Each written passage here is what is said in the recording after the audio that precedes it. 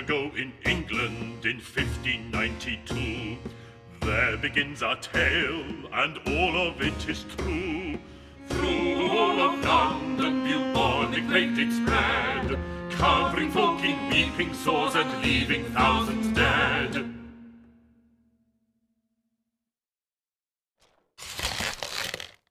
From towns and cities, doctors they did flee, leaving their patients to die in misery. But one brave doctor stayed when all the cowards fled, might have to be because he was too sick to leave his bed. Alas, 'tis my final hour. I will surely die. I am too far gone to recover, and for the plague there is no cure. Unless a cure might be found in the stars.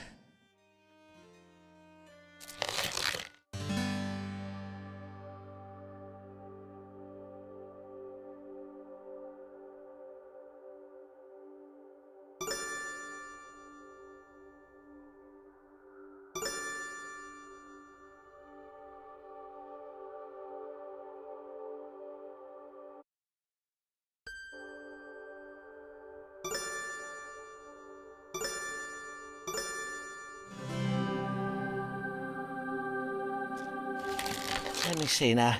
According to the stars, the way to cure the plague is to treat the fever it provokes. Oh, can it be true?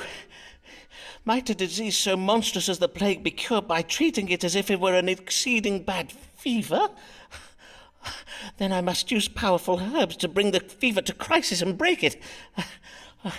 Let me see now. Angelica and dandelion for heat, borage to provoke sweating, infuse them in wine, strain and distill the mixture to produce a most powerful strong water.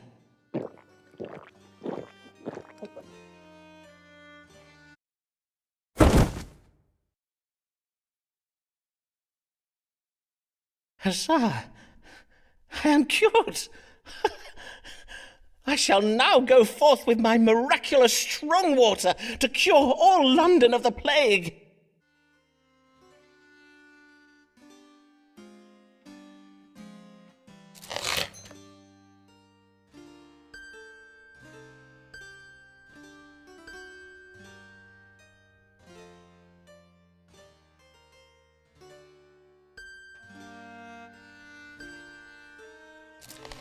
Forman made a plague cure and used it on himself, then left his house to restore London's to health.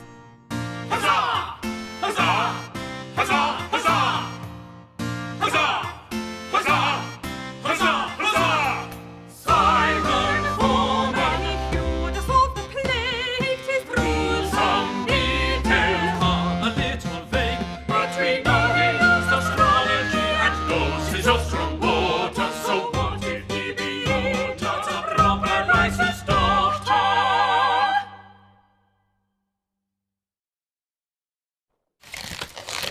Here comes a lady queer and a little warily. Her name is Avis Allen. What can her trouble be? God give you good day, madam. How may I... Are you Mr. Forman? Mr. Simon Forman, the doctor? Aye, madam, I am indeed Dr. Simon Forman. I bid you welcome to my consulting chambers. Mistress... Allen, Mistress Avis Allen of Lambeth. Pray tell me your age, if you please, madam. I am 33 years of age. And how might I do you service this day, Mr. Allen? Pray describe your troubles to me. Well, the pain started full late last eve upon retiring to bed. Not that I am in the habit of retiring so late, but my husband did desire a special supper of cold meats to celebrate and give thanks in any case, it started in the night and it continued until dawning. That being the pain in my head and the chundering. A moment whilst I make note of this. Headache and involuntary purging. Is that all? Ay, that is all. And thinking on it, my complaint to seem most trifling, and you are doubtless busy with important cases. Oh, like the plague! Yea, verily, mayhap I should not have come after all. Good day, Dr. Forman. I beseech you pardon me, for I have wasted your time. Prithee, do not go, for I assure you, madam, your case verily is important to me. And 'tis important to you, is it not, Mistress Allen? Else you would not have come this day. Well, aye. Let us consult the stars now then, shall we? What is the cause of Mistress Allen's suffering?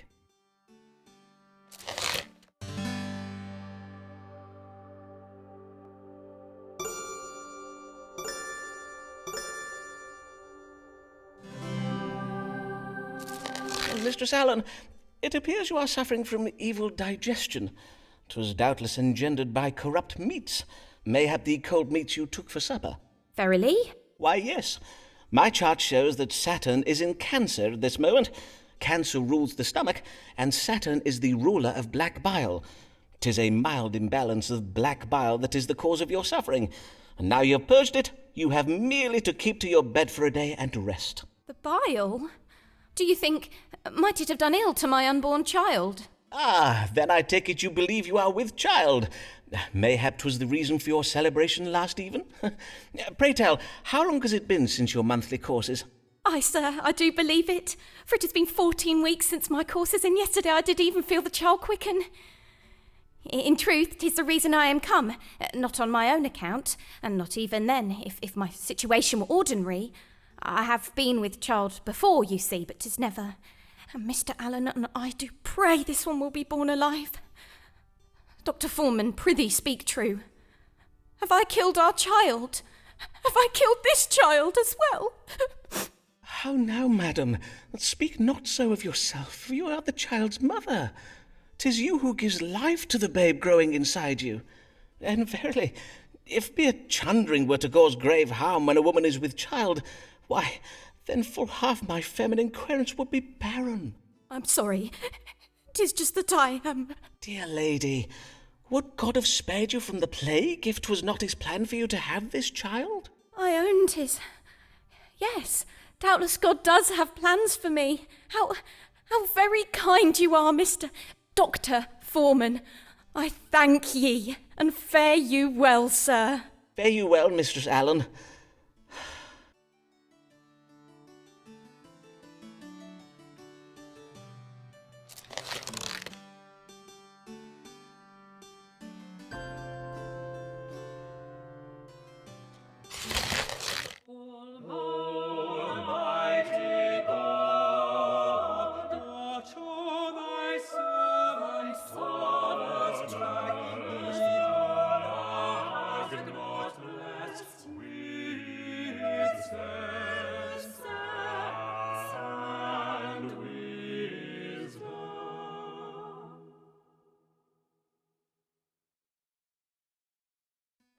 Good day, sir.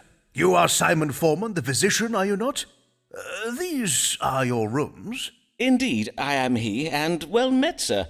Be it Thomas Blagg I have the honour of welcoming to my humble consulting chambers, the Dean of Rochester Cathedral? Indeed, 'tis I, Thomas Blagg. Though it is not upon church business that I come to you this day. 'Tis upon a matter of my own that I require counsel. I have lately been offered some very lucrative investment opportunities, and, well, it is said that God speaks to us through the stars, does he not? Indeed he does. 'Tis well known that astrology is but a conduit for the word of God, as interpreted using scientifical means. And now, these investments of which you speak, pray tell of them, if you please. 2 merchant ships will shortly set sail on very lucrative trading expeditions. I do not possess the coin to invest in both. Hence, I must choose between them. And I must choose very wisely indeed. For sea voyages are most perilous, and if my ship were to founder or be captured by pirates, I would lose my entire investment. Aye, forsooth, 'twould be most lamentable, to say nothing of the poor souls who might lose their lives. Who are, naturally, the greater of my concerns. Aye, naturally. And whither might these ships be bound? The first is bound for the Spice Islands of the East. 'Tis a voyage to be undertaken by a ship named the Conquering Cherub. The other is the Pride of Yarmouth. She is to bring back sugar from the Americas. Have you now the information you require? Then perchance you may divine for me upon which of these two ships our Lord God has bestowed his divine blessing. Aye, Dean Blagg, we may now consult the stars. Should Thomas Blagg invest in the voyage of the Conquering Cherub, or that of the Pride of Yarmouth?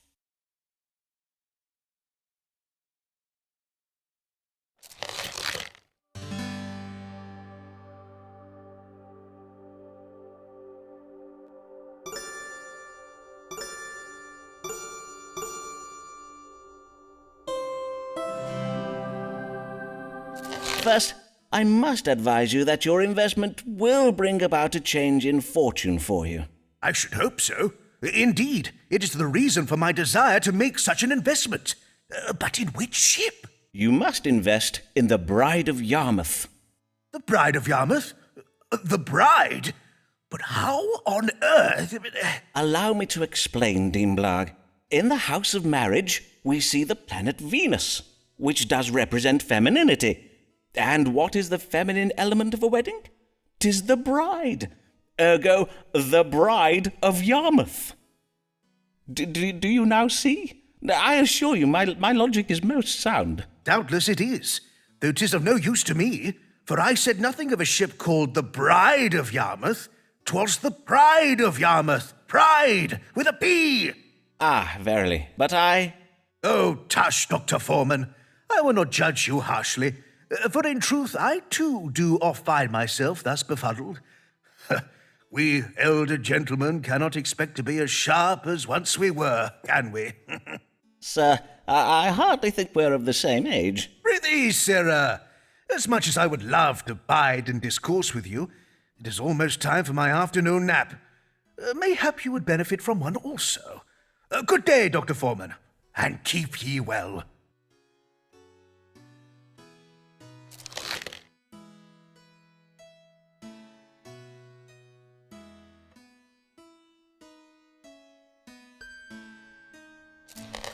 Here comes Emma, shy and comely maid. All men who meet sweet Emma wish to come to her aid. Timid as a little bird, frightened by an unkind lady, gentle,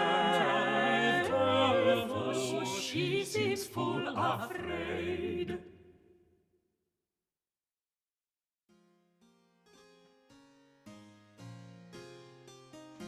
Tomorrow, sir. Pray tell, are these the consulting chambers of Simon Forman, Doctor of Astrology and Physic? Indeed, 'tis I, Dr. Simon Forman. And your name, madam? Emma Sharp of Shoreditch, sir. 25 years of age. Welcome, Miss Sharp. And how may I do you service this day?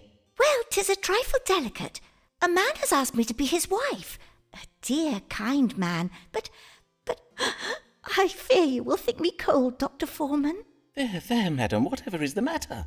Well, he is exceeding advanced in years.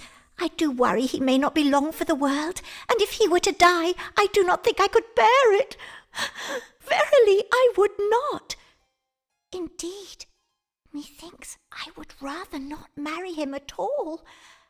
Am I very heartless, Dr. Forman? Nay, not in the least, madam. Your fears are most reasonable.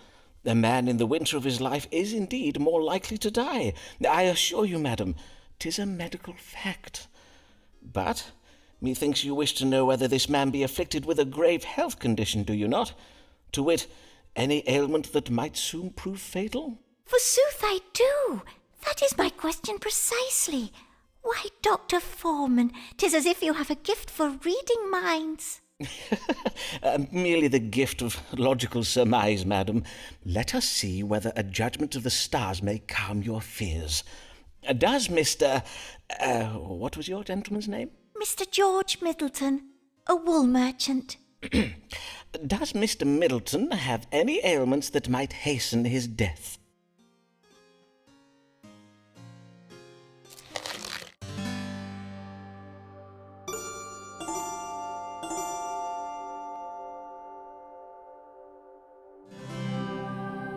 I am full sorry, madam, but the stars give heavy news.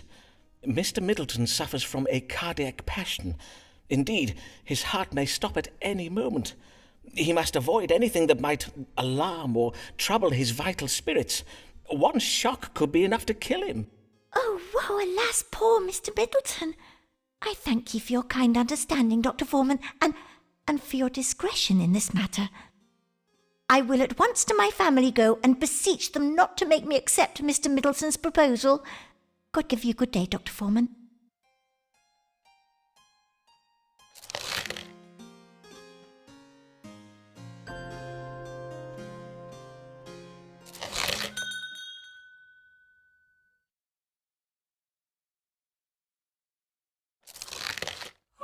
Murdering would those doctors come. Murdering those doctors come. Murdering one fine day. Those doctors will they slay. Those doctors will they slay for will they send him to jail? They send him to jail.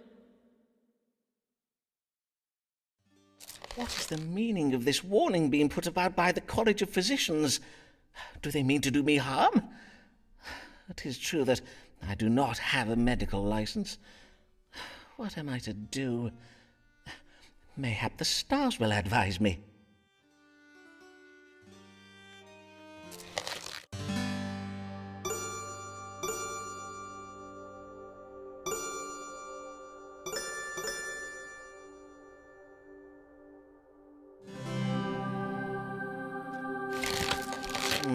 I see. These doctors have waged war against me, and the only way to stop them is to obtain a medical license. And in the House of Religion... yes, a reminder that the Archbishop has the power to grant such licenses. Mayhap I will one day find a way to petition him for one. In the meantime, I must serve my querents well, for if I do, they will doubtless favour me with letters of recommendation I can use to petition the University of Cambridge to grant me a licence.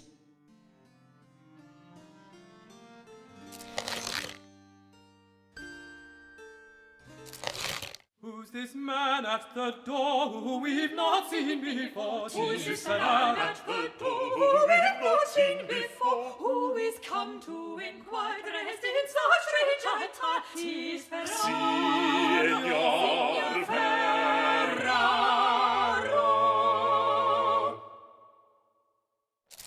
Good day to you, sir. Oh, I see you're having some difficulties. William, fetch my guest a chair. No, it's good. I am just a little stiff. As you wish. Mr. Signor Riccardo Ferraro. I am a gentleman of Venezia, come to make a trade in London. Venice? 'Tis a fine city, I hear. And how may I do you service this day, Signor Ferraro? I am come with una problema medicale, and you are most great dottore who does cure all London, eh? You cure Ferraro too, see? Forsooth, I will seek to do so, Signor. Pray, describe your complaints, if you please. Is burning when I make the water. Pain during urination? See, and is pain down here. Molto pain. And pain in the lower back. Now, let us see what the stars can tell us. What ails Signor Riccardo Ferraro?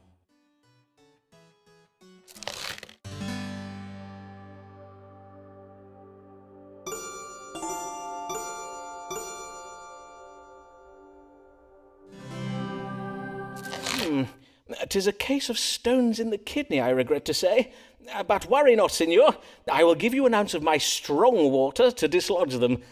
Drink this entire flask when you rise at dawn tomorrow. You may then expect to evacuate the stones by way of your privy member within just a few hours." Ah, your famous strong water. This water 'tis said to cure the plague, eh? I thank you, Signor Forman. And now Riccardo Ferraro bids you good day.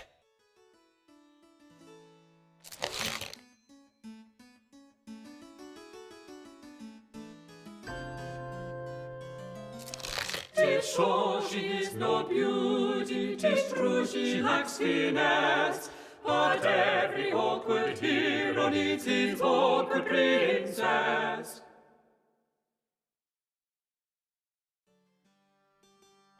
Ah, well met, Mistress Allen. Pray tell, the last time I saw you, you were with child, methinks. Pray tell, how fares... I would rather not talk about that, if you please. Oh, I see. I am full sorry, madam. What I'm brings come you upon... this? The matter I beg that your brings... pardon, madam. I prithee, madam, say on. I'm come about the new law. I know not what to do, and I would have counsel. You are in trouble with the law, madam? Nay, at least not yet, but my neighbours have begun to remark unkindly upon my absences, my Sunday absences from church. I am afeard one of them may soon denounce me. Ah, 'tis the Act Against Recusants you speak of. The law that obliges Catholics to attend church and take the English sacrament. You are of the Catholic faith, then, I take it? I, a Catholic, but as well a law-abiding woman and a full loyal subject of the Queen. Long may she reign. I do not doubt it, madam. But to take the Protestant sacrament, 'tis heresy. So says the Pope in Rome. I risk being damned to hell if I do it, Dr. Forman. Verily, I find myself in a most terrible bind. I see. Damned if you do, yet condemned if you do not. A cruel bind indeed. Well, let us see if the stars may untangle it for us. Should Mistress Avis Allen attend Protestant church services?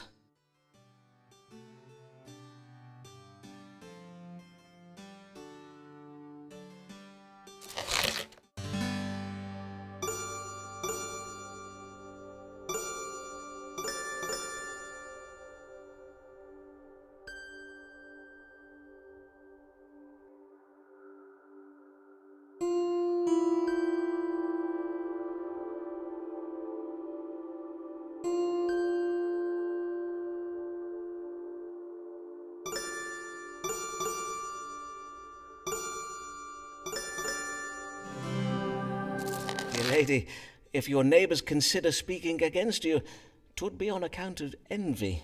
Envy? But Mr. Allen and I have not been blessed with... I've not had the same fortune as other women, and to be sure we are not wealthy. Yes, of course. Hence you must disabuse your neighbours of their ill-founded notions. Indeed, you must have them believe that you are, in truth, most poor. Then I am to have my neighbours pity me. Precisely so, madam. For if they were to pity you, they would never think of reporting you to the authorities. Nay, they would say, "See how low poor Mistress Allen has come. She has no gown fine enough for church, so she finds an excuse not to come by pretending she is a Catholic." Oh, I see. Then I must wear coarser clothes as well. In truth, 'twill not be agreeable to be talked of so. But nay, 'tis naught but my vanity, and if a woman must sacrifice her comeliness for the sake of her soul, so be it. 'Tis but a small price to pay. Oh, but be assured, madam, you would still be most... well, methinks you would appear no less comely in poorer attire. Oh, Dr. Forman, you make me blush. Forgive me, dear lady. 'Tis not my intention to occasion you any... Madam, would you care to... see my collection of Venetian glassware? I think I would. Indeed, I would like that very well.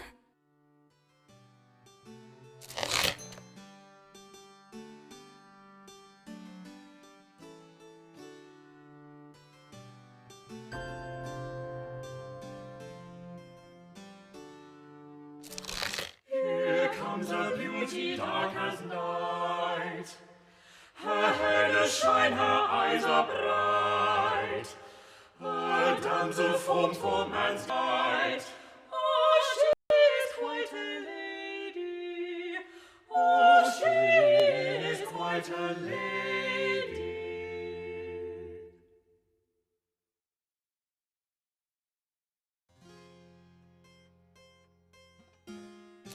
Good day to you, sir. I am Amelia Bassano of Bishopsgate, here for my consultation. Welcome, Mistress Bassano. Bassano, 'tis an Italian name, is it not? Aye, it is, sir. Though I was born in London, my family are from Venice. They did come to London to gain employment as musicians at the royal court.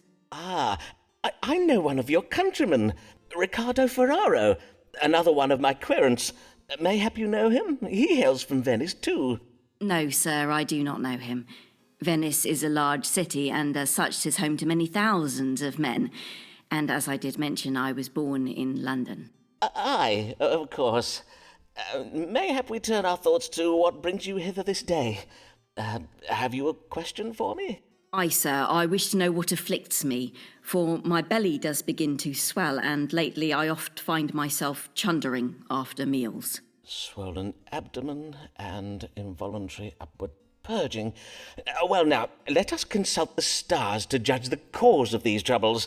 What is ailing Mistress Emilia Bassano?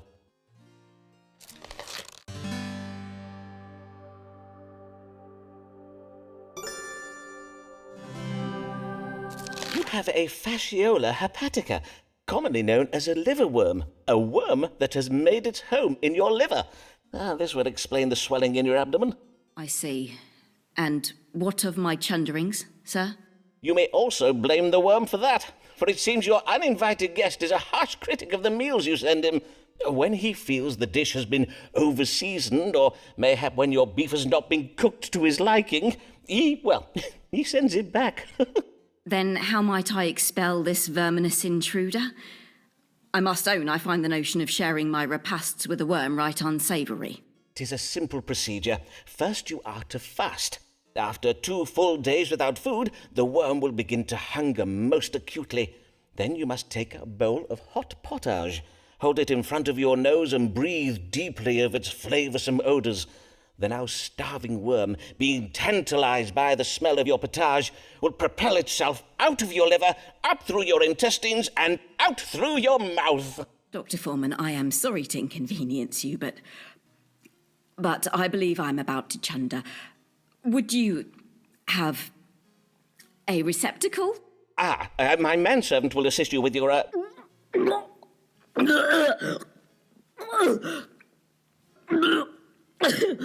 William, come hither and assist Mistress Bassano!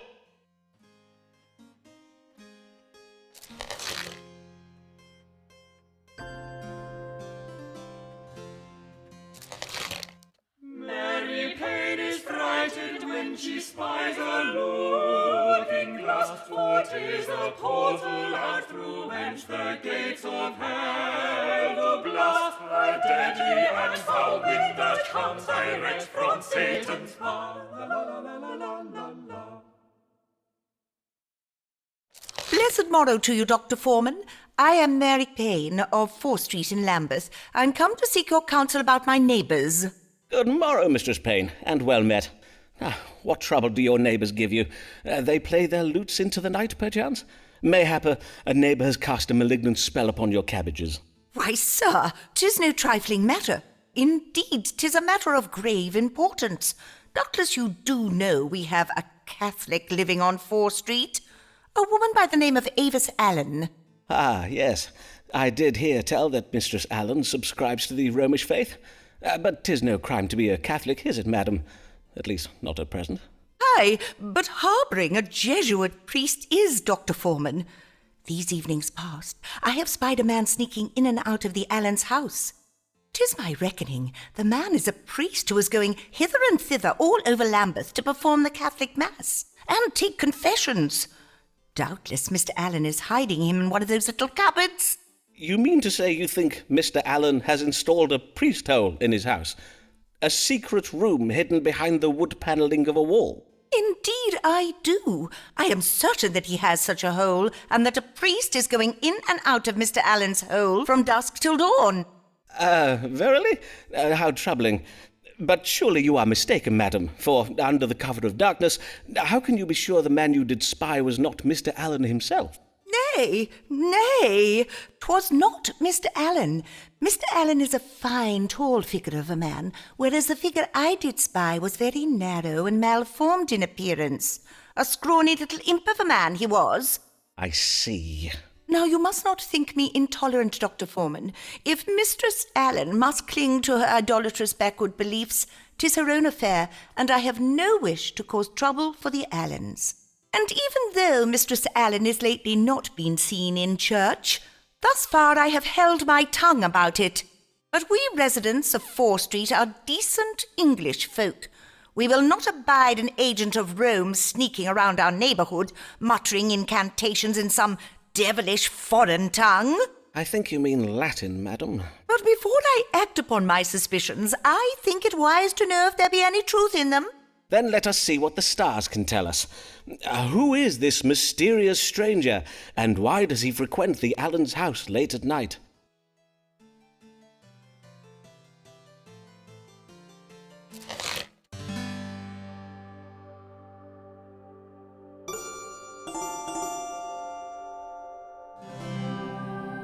Mr. Allen does indeed have a hole for a Jesuit priest. That is to say, your suspicions are well founded, madam. Oh, my days, then 'tis as I was afeard.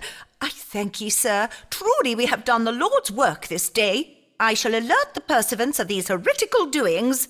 Blessed day, Dr. Forman. But by the saints, madam, surely you would not inform the priest hunters. I beseech you, do not act in haste. Dearest Avis, pray forgive me.